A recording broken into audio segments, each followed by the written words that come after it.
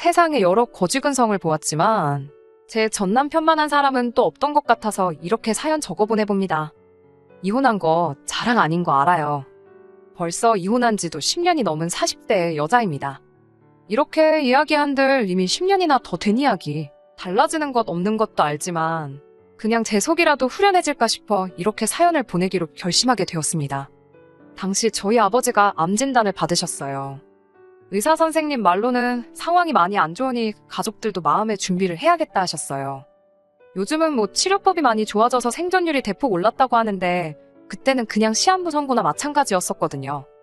아버지께선 갈 땐 가더라도 딸내미 시집가는 모습은 보고 가야겠다며 삶의 의지를 꺾지 않으시고 그 힘든 항암 치료도 견디시고 그러셨죠. 당시 저는 30대 초반이었고 사실 결혼에 대해서는 딱히 큰 흥미가 있지는 않았어요. 20대 후반에 만나던 남자랑 결혼 생각까지 가지고 있었는데 워낙에 안 좋게 끝나서 한동안 연애를 하지 않았고 혼자 지내는 게 익숙해지다 보니 요즘 세상에 결혼이 필수는 아니구나 하는 생각을 갖기 시작하던 차였거든요. 그런데 아버지께서 저렇게 되니 저도 생각을 고쳐먹을 수밖에 없었어요. 하지만 결혼이라는 게 제가 하고 싶다고 해서 바로 다음날 올릴 수 있는 게 아니잖아요. 그렇다고 아버지 걱정에 지나가는 사람 아무나 붙잡아다가 결혼하자고 할 수도 없는 노릇이었고요. 그러던 중에 부모님 지인을 통해 사람을 한 명 소개받게 되었어요. 저도 잘 아는 분이시고 한데 워낙 남 칭찬에 인색하신 분이셨거든요. 그런데 사람이 너무 괜찮다고 난리를 치면서 칭찬을 하시길래 저도 살짝 흥미가 생겼고 그렇게 소개 자리에 나가게 되었습니다. 그때 만난 게 남편이었어요. 칭찬이 자자했던 것 치고는 첫 인상이 굉장히 비호감이었어요. 저도 결혼을 염두에 두고 나간 자리였고 남편도 지인분에게 결혼을 전제로 만나는 소개 자리라는 사실을 듣고 나와서 그런가 처음부터 자기 어필에 아주 열중이더라고요. 모아놓은 돈이 얼마나 있다고 자랑처럼 이야기하는데 실제로 남편이 모아놓았다던 돈의 액수만 두고 본다면 직장생활 연차수 치고는 상당히 많은 금액이었습니다. 자랑거리라면 자랑거리겠지만 솔직히 저도 월급 받는 회사원이었는데 조금만 생각해보면 그게 무조건 좋다고 할 수 없는 상황이었지요. 머리 조금만 굴려봐도 이 사람이 그 돈을 어떻게 모았는지 너무 뻔히 보이는 거예요. 정말 최소한의 소비만 하면서 돈을 모으지 않고선 모을 수 없는 액수였거든요. 집안 배경에 대해서 이야기하는데 집이 잘 살아서 금수저 물고 태어나 돈 모으기 수월했던 환경도 아니었고요.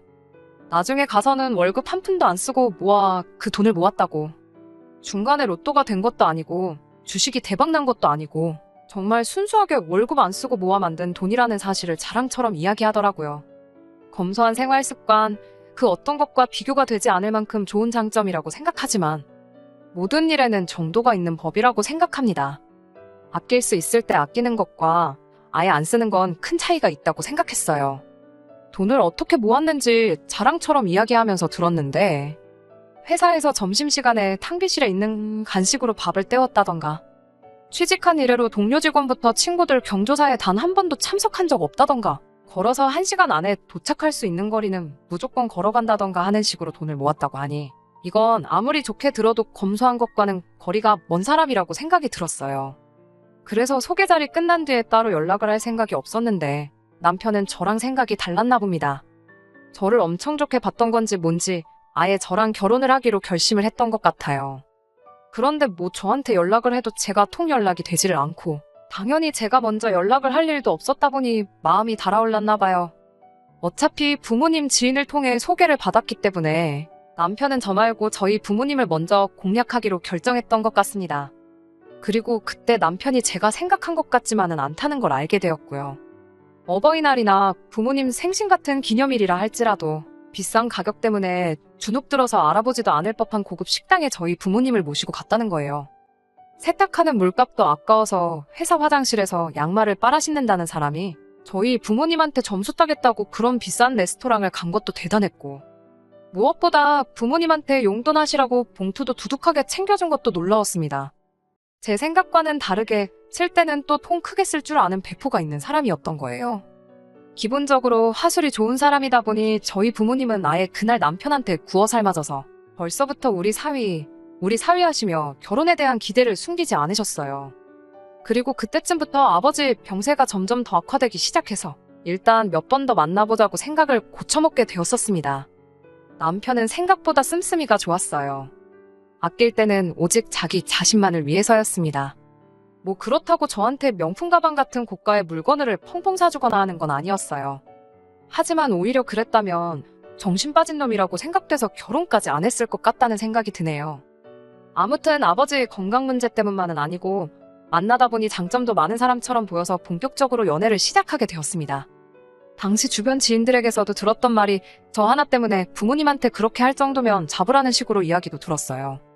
살아보니 내가 좋아하는 사람보다는 나를 좋아해주는 사람하고 사는 게 좋다느니, 얼굴 뜯어먹고 살 것도 아닌데 성격 좋은 게 최고라느니 이런저런 이야기를 많이 들었거든요. 지인들 말대로 나를 너무 좋아해서 내 부모한테까지 잘하는 사람인데 저도 긍정적인 방향으로 생각을 많이 바꾸게 되었지요. 저도 나이가 어느 정도 있던 상황이고 연애도 한동안 안 하면서 모아놓은 돈이 상당했는데 두 사람이 모아놓은 돈만 합쳐도 서울 외곽의 아파트 하나는 대출도 안 끼고 구에 들어가서 살 수 있을 정도였어요. 아버지의 건강이 날이 갈수록 나빠지는 바람에 조금은 성급하게 결혼 준비를 해야 했는데 그때 남편이 제안을 해왔던 게 있습니다. 신혼집을 조금 천천히 구했으면 좋겠다고요. 그때 당시 재개발 열풍도 있었다 보니 이왕 사는 집인데 재개발 호재에 대해서도 알아보고 이것저것 비교해보고 알아보고 매매하고 싶다고 하는 거였어요.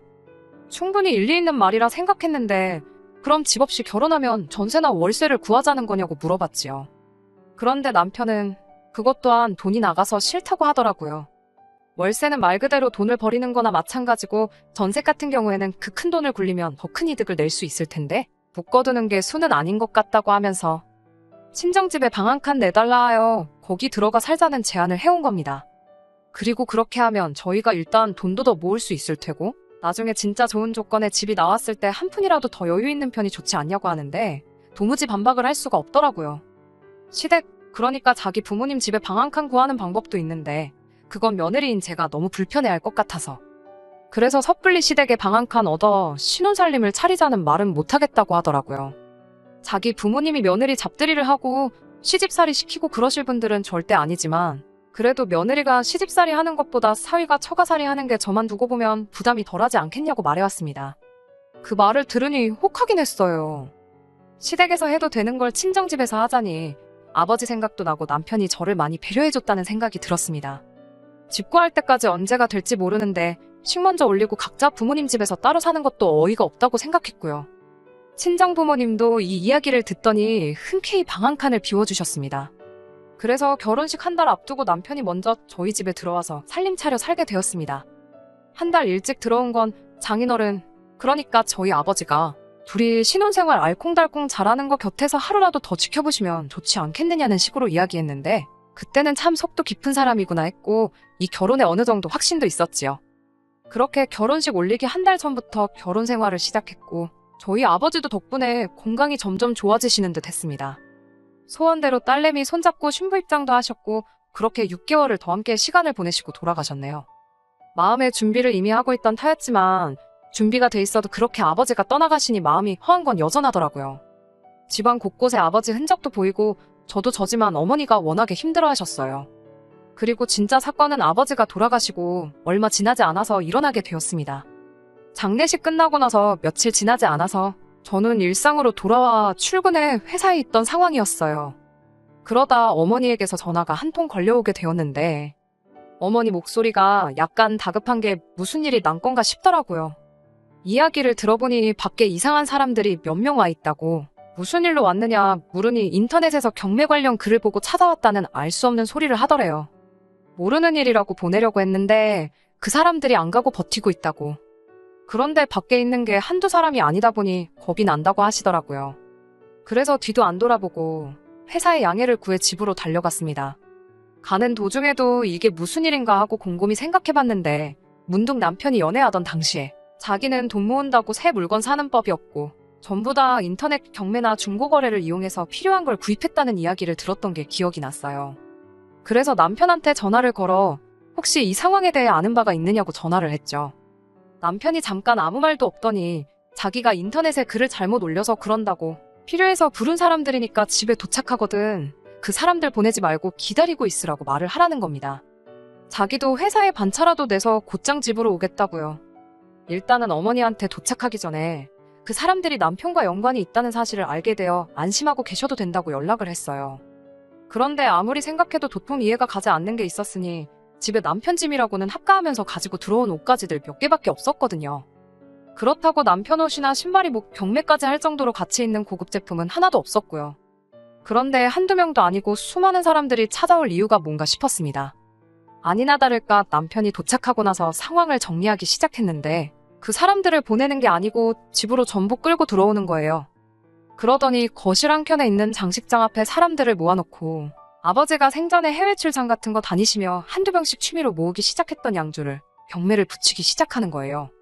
어머니께서 신혼 때 아버지께 술, 담배 두 개 다 동시에는 못한다고 둘 중에 하나는 포기하라고 했는데 아버지께서는 담배를 택하셨어요. 암 진단 받고 나서는 그때 담배가 아니라 술을 고를 거라면서 농담처럼 이야기하긴 하셨는데 언젠가 은퇴 후에 담배를 끊게 되면 그때 마시겠다고 30년 전부터 한 병 두 병 취미 삼아 모으기 시작한 양주였습니다. 당연히 개봉도 안 한 상태다 보니 양주 매니아들 사이에서는 수요가 엄청 있던 술들이었나 봐요. 그런데 그런 걸 떠나서 아버지 돌아가신 지 얼마나 됐다고. 유품이나 마찬가지인 아버지의 수집품들을 남편은 가족들과 상의도 한 번 하지 않고 경매에 붙여버린 거였어요. 어머니는 이게 무슨 상황이냐며 기절하듯 혼절하셨고 저는 그 꼴을 보다가 경찰 부르기 전에 알아서들 꺼지라고 소리치며 전부 다 내쫓아버렸습니다. 남편은 울그락불그락 표정이 말이 아니더군요. 누가 누구한테 화를 내야 하는지 아직도 모르겠는지 저한테 왜 방해를 하냐며 저 사람들만큼 돈 쳐주는 사람들 찾기가 얼마나 힘든 줄 아냐고 소리를 고래고래 지르더라고요. 당신이 뭐라고 아버지 유품을 맘대로 처분을 하냐고 했지요. 그랬더니 남편이 한다는 소리가 그 술들은 이제 다 지 거라는 거예요. 아버지께서 생전에 몸만 멀쩡했어도 은퇴도 했는데 사위랑 같이 여기 있는 술 한 잔씩 마셨으면 했다고 이야기를 하셨다는 겁니다. 말인즉슨 아버지가 건강만 하셨으면 자기랑 둘이서 다 마셨을 술이고 아버지가 이제 안 계시니 그 술들은 전부 자기 거나 마찬가지라고 우기는 거예요. 이게 뭔 미친 소린가 싶었지요. 그동안 제가 알고 지낸 그 사람이 맞나 싶었거든요. 남편하고는 그날 대판 싸웠고 남편은 기어이 그 술들을 다시 팔아버릴 거라고. 여기 진열장에 있는 것들 정리만 해도 좋기 1,500만 원은 넘게 나올 거라고 하면서 끝까지 욕심을 버리지 않더라고요. 그나마 다행인 건 어떻게 방법이 있나 찾아보다가 면허 없이 팔면 법에 걸린다고 해서 어디 팔아만 보라고 그대로 신고해버리겠다고 해서 그 술들을 정리하는 건 막을 수가 있었어요. 그런데 그거야말로 미봉책이지. 솔직히 양주가 아니더라도 집에 아버지가 차던 시계며 이런 것들도 있는데 괜시리 더 신경이 쓰이더라고요. 어머니도 저를 봐서 남편을 용서해주고 싶은데 도무지 그렇게 되지가 않는다면서 불편해하셨고요. 저희가 친정집에 얹혀 사는 거였으니 어머니가 불편해하시면 당연히 저희가 나가는 게 맞다는 생각이 들었어요. 그래서 저녁에 남편을 불러 이제 이 집을 나가는 게 좋겠다는 이야기를 꺼냈습니다. 그런데 남편이 나가긴 어딜 나가냐고 하더군요. 나가는 건 우리가 아니고 장모님이 나가는 게 맞는 거 아니냐고 하는 거예요. 그게 무슨 미친 소리를 하고 있는 거냐고 여기가 엄마 집인데 왜 엄마가 나가야 되냐고 대번에 정색을 했더니 남편이 저보고 잘 생각 한번 해보랍니다. 1년 사이에 결혼식, 장례식이 있었으니 그걸로 들어온 돈만 해도 짭짤했을 거라고. 그 돈으로 장모님 전세로 집 하나 구해서 나가 살라고 이야기를 하라네요. 저희 아버지가 노후 자금은 해놓은 게 있으니 그거 쓰시면서 살아도 충분하시다고요. 이제 혼자 지내시는데 굳이 아파트 생활 고집하실 이유가 뭐가 있냐고. 아무리 봐도 이 집을 우리한테 넘겨주고 친정어머니가 나가 사는 게 맞다고 하는 거예요. 여태 모아놓은 돈은 그대로 유지하면서 집까지 하나 생기는 거라고. 자기 말만 잘 듣고 따라오면 저를 부자 만들어주겠다고 하더군요. 소름이 쫙 돋았습니다. 아버지 양주 팔아치우는 건 애교에 불과했다고 해도 과언이 아니지요.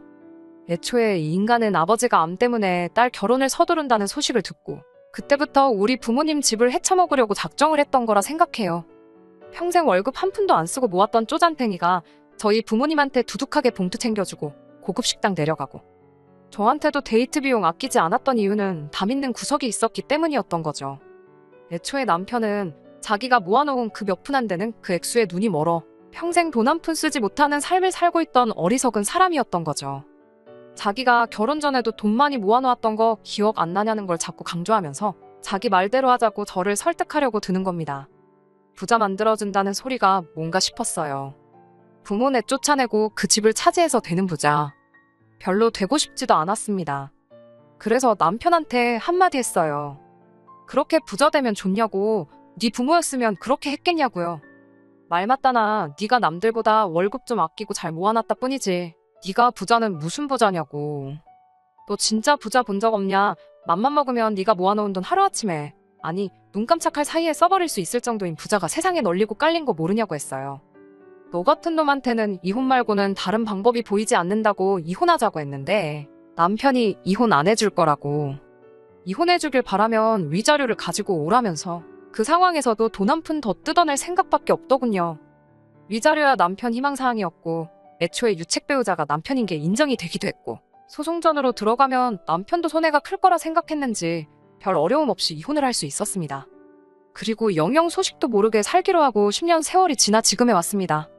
그리고 얼마 전 부모님을 통해 저에게 남편을 소개시켜줬던 분에게서 남편 소식을 전해 듣게 되었어요. 남편과 이혼하게 되면서 어떻게 그런 사람을 소개를 시켜줄 수 있느냐며 한바탕 한 뒤였고 그 분과도 연락을 끊었던 상황이었기에 정말 의외의 연락이었습니다. 어머니와 같이 그 지인분을 만났는데 그 자리에 남편을 데리고 나왔더라고요. 10년 세월 얼마나 또 쫄쫄 굶어가며 월급을 모은 건지 얼굴에 욕심은 그대로였는데 피골이 아주 상접해 있더군요. 뻔뻔하게도 10년 만에 나타나서 한다는 소리가 저랑 재결합을 하고 싶다는 말을 꺼내는 거예요. 마음 같아서는 앞에 놓여있는 병으로 한 대 후려치고 싶은 거 참고 있는 거라고, 그딴 헛소리 하려고 자리를 만든 거면 그냥 일어나겠다고 했지요. 그랬더니 남편이 저와 어머니 앞에 무릎까지 꿇으면서 자기 좀 살려달라는 겁니다. 돈 모으는 것 말고는 아무 관심도 없던 사람이 지난 10년간 어떻게 살았겠어요?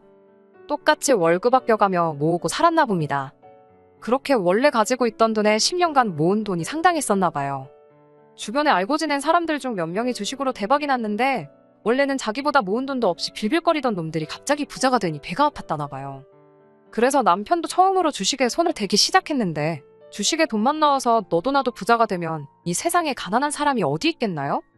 뭣도 모르고 들어간 주식이 작전주였고 그 작전주에 물려서 평생의 트로피나 다름없던 저축을 몽땅 날려버렸다고. 그 돈을 다시 만들겠다고 대출이며 사금융까지 받아다가 날려먹고 저와 이혼 후 지내던 전시부모님 집으로 담보대출까지 받았다 또 날려먹어서 지금 빚더미에 올라 아주 죽지 못해 살고 있다는 거예요. 재결합은 자기도 얼토당토하는 소리인 걸 알았는지 지금 자기가 비빌 곳이 저밖에 생각이 나질 않는다며 다른 건 몰라도 10년 전에 저희 부모님께 드렸던 그 용돈, 그 액수만큼이라도 돌려달라는 겁니다. 돌려주기 싫으면 필려라도 달라고. 자기가 금방 주식으로 다시 대박을 내서 금이환영해서 저한테 다시 재결합하자 묻겠다고 하는데 이 인간이 평생 자랑거린 그 돈 몇 푼 잃고 아주 폐인이 돼버렸구나 싶었어요. 대박을 내서 억만장자가 되든 말든 그건 내 알바 아니라고 내 눈앞에 2번 다시 나타나지만 말아달라고 했는데 마지막 수단까지 거절을 당해버리니 남편이 눈에 뵈는 게 없었는지 너 때문에 이혼남이 돼서 재혼도 못하고 이렇게 살고 있는 거라고. 따지고 보면 지금 빈털터리가 된 게 다 내 탓이나 마찬가지니 제가 응당 책임을 져야 한다고 막무가내로 나오는 겁니다. 그 말이 끝나기 무섭게 어머니께서 앞에 놓인 물컵을 들어 남편한테 끼얹어버리더니 지갑에 가지고 있던 5만원짜리 몇 장을 같이 던져버렸어요. 이 돈 받고 떨어지라고. 그리고 앞으로 내 앞에, 내 딸 앞에도 나타날 생각 말라고. 다음에 만나는 날에는 무슨 일이 일어날지 아무도 모른다고 한마디 하시니 개거품을 물고 발을 동동 구르던 남편이 아무 말도 못하고 고개만 숙이고 있대요. 지인분한테도 다음에 내가 당신을 만나면 그건 다른 게 아니고 당신 장례식장일 거라고. 10년 만에 나와 내 딸 앞에 무릎을 꿇고 빌어도 모자랄 판에 만나서 한다는 소리가 고작 이거냐 말하고 자리에서 일어났습니다. 10년이라는 세월 동안 다 잊었다고 생각했는데 그때 먹이지 못한 한 방을 이렇게 먹여버리니 그렇게 속이 후련할 수가 없더라고요. 인과응보라는 게 진짜 있는 것 같습니다. 그깟 푼돈 앞에 아버지와의 추억을 허락도 없이 팔아치우려 하고 나아가선 저희 어머니까지 내쫓아버리고 그 돈으로 호의호식 하려고 했던 못된 신부가 쌓이고 쌓여 이렇게 남편에게 돌아왔구나 싶더라고요. 이혼녀 딱지 붙어서 새 출발 못한 건 저도 마찬가지입니다. 하지만 그걸 저는 누구의 탓이라 하고 싶지는 않네요.